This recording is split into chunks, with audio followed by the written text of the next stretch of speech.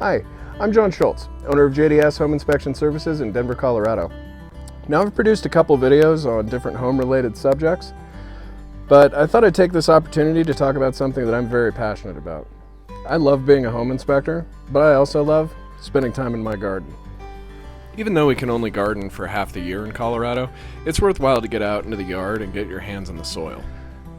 Many new homeowners have never even had a lawn to deal with, let alone a vegetable garden. So starting from scratch can be a daunting prospect. The most important thing to consider this early in the game is going to be location. Most garden vegetables need 6 to 8 hours of sunlight per day to stay healthy. So pick a bright, sunny side of your yard for your vegetable garden. Typically the southern side is going to be your best bet. East-facing gardens get early morning sunlight, which is cooler. Typically by the afternoon, they're in the shade. West-facing gardens get baking afternoon heat. So bear this in mind when planning out your garden beds. Don't waste time and resources building a gigantic garden when only a few smaller beds will do. Base it off of what you want to grow.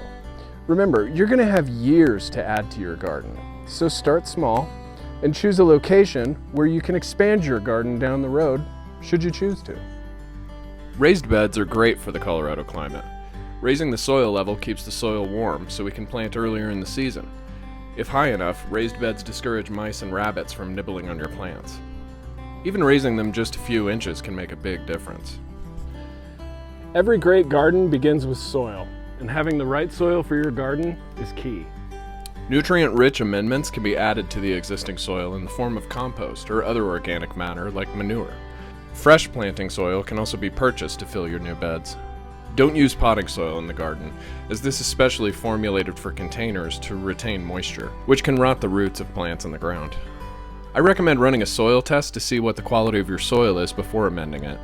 You can pick one up at your local garden center. Now we get to the fun part, what to plant. Everybody wants to grow tomatoes because everyone can. They're literally that simple.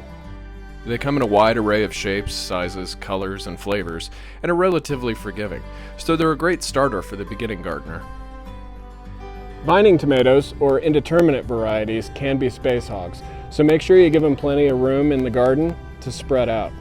Now the trick with these guys is that the larger you allow them to grow, the less energy they put into producing fruits. So you're going to have to prune them back to keep them producing.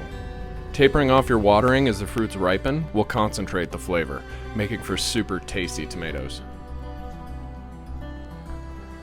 Another popular vegetable to grow in Colorado is peppers because they're fairly low maintenance. Now, peppers come in a variety of sizes, shapes, spiciness, but no matter which you choose, you're gonna have to start your seeds indoors or in a greenhouse, or purchase transplants at the garden center. Sweet peppers need about 3 months to mature, while hotter varieties need as many as 4 or 5 months. The growing season in Colorado just isn't long enough to plant the seeds directly in the ground. They're also going to need a little bit of support to keep the wind from blowing them over. I use tomato cages, but you can use bamboo sticks. I recommend growing peppers in pots. They benefit from having their roots constrained and are one of the few vegetables that are actually a perennial, meaning you can bring them inside and keep them growing through the fall and winter months. Peppers do need to be pollinated in order to produce peppers. Trouble with that is, peppers of different varieties can cross-pollinate. So it's important to keep them separated in the garden. Otherwise you might end up with sweet peppers that are a little too spicy and jalapenos with no heat at all. If you like cooking, consider an herb garden. Many herbs are from the Mediterranean region, so they like the dry, hot conditions that Colorado has to offer. Rosemary, sage, thyme, oregano. These guys not only work well in the kitchen, they also make attractive accent plants in containers. Planted in pots, most herbs are happy to grow in a sunny kitchen window all year round. Some herbs, like basil, require more water and should be planted separately. If your basil starts to flower, be sure to snip them off so the plant will continue to focus its energy on the leaves. I always plant basil next to my cherry tomatoes for a tasty garden snack fresh off the vine.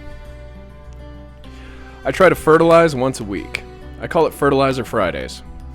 But once every 3 weeks is enough for most plants depending on the season.